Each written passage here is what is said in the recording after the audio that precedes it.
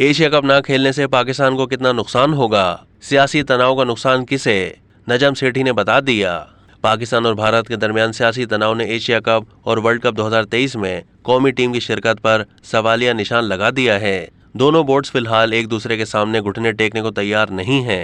Asia cup के हुकूक पाकिस्तान के पास मौजूद हैं, लेकिन भारतीय बोर्ड हमेशा की तरह सिक्योरिटी का बहाना बनाकर अपनी टीम भेजने से इनकारी है, जबकि पाकिस्तान क्रिकेट बोर्ड भी अपने ही मुल्क में मेजबानी का ख्वाहा है। अब सवाल ये है कि अगर एशिया कप के लिए भारतीय टीम पाकिस्तान नहीं आती तो क्या पाकिस्तान एशिया कप का बाइकाट कर देगा, और ऐसा करेगा तो कितना नुकसान बर्दाश्त करना पड़ेगा।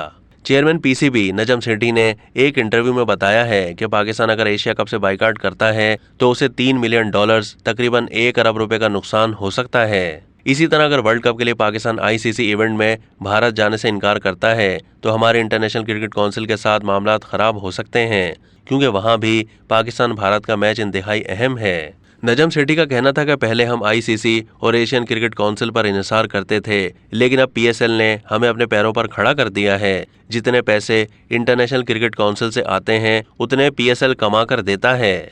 अब तक के लिए इतना ही। मजीद मालूमात के लिए डेली जंग के यूट्यूब चैनल को सब्सक्राइब कीजिए।